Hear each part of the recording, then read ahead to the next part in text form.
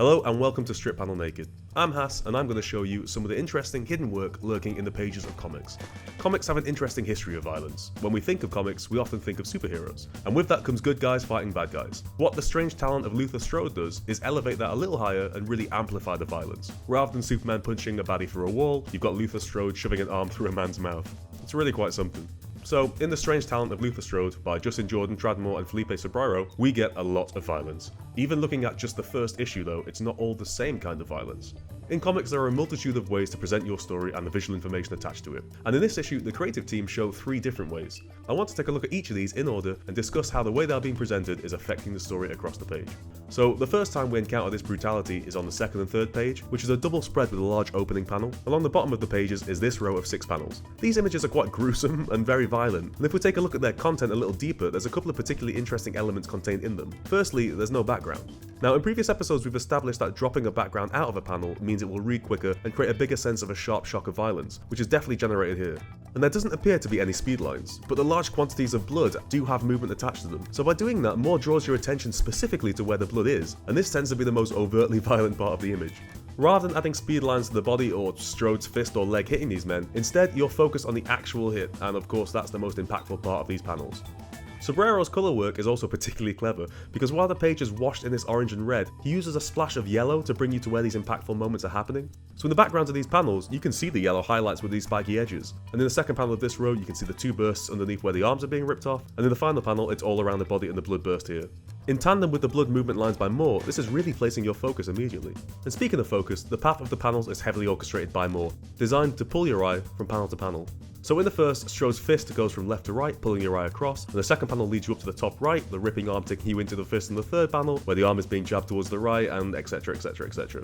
Moore really wants you to move through these panels quite quickly to help articulate how fast and simply Strode stopped these people. And the final interesting thing about this is how it's framed. They're all framed in standard panels, all the same size. Moore doesn't add any particular sense of dynamism to the panel borders themselves, and instead lets the focus be on the content. By doing this, he doesn't draw your attention to the panel design, which makes the chain of events seem almost normal. It's important to establish that actually, right from the get-go. We're being told that in this series, in this story, at this point, these events are just commonplace. It follows a bit of narration that says, "My name is Luther Strode, and I have certain talents." And what we're seeing here is just a thing that Luther Strode does. Even though to us as an audience it seems brutal, hyper-violent and grotesque, to him it's just a regular day. And the second way that violence is framed in this story takes place a couple of pages later.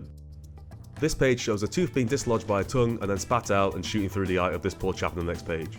Whereas the previous example gave us no setup, just 6 moments of violence, here we get a full page of it. And by doing this, Moore and Johnson end up slowing down the scene and giving us an actual build up to it. The difference being, the single incident here becomes amplified because of these panels, not in spite of them. It makes the moment unique.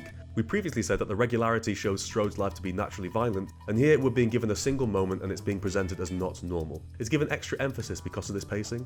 We're also being presented this information primarily in close-ups, and they serve a couple of functions. The first is to create a feeling of unease. Close-ups can amplify grotesque imagery, here by focusing on the saliva, the broken teeth and the scratchy lips. In a wider shot, you wouldn't have that much detail, so you'd lose the uncomfortable feeling you get looking at the panels. And the other function is to limit our scope, to help create mystery.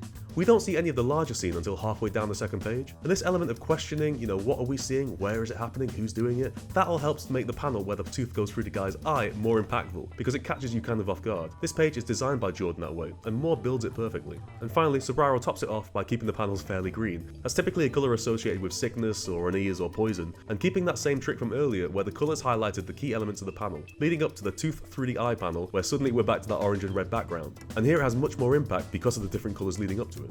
And the sequence is working towards a single moment of violence, and making that one moment really powerful through colour, beat structure and framing.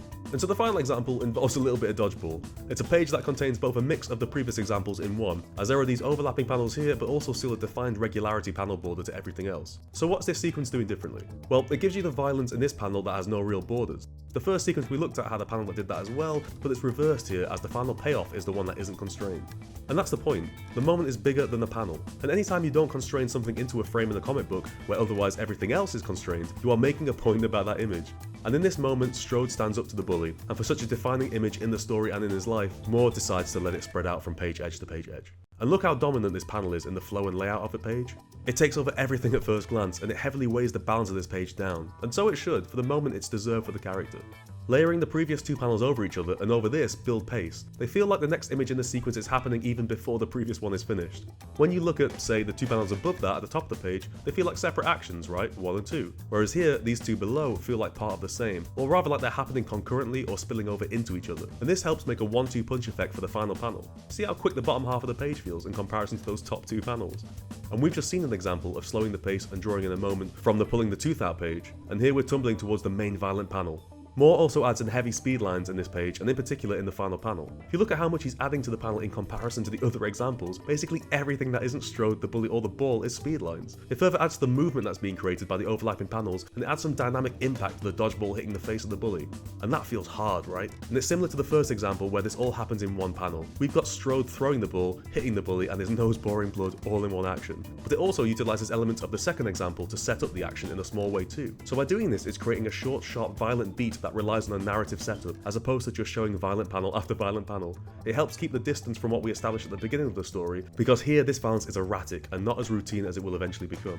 So creating this gory moment is crucial to this particular story, and you can pull reference from this across the various types of comics that include fighting or action sequences. And it really goes to show that there are a considerable amount of ways to build up to that striking image you need to give your audience. And here in The Strange Talent of Luther Strode, you've got various examples just in the first 20 odd pages. And what's important about these examples, and really to be honest most impressive, is that Justin Jordan, Trad Moore, and Felipe Sobreiro establish a language in which to show you these images, and then manipulate and mold that to give you the various responses within that framework. Even though the style is different in each example, it all feels like it fits within the story being told, and that's because they're carefully constructing sequences in that way.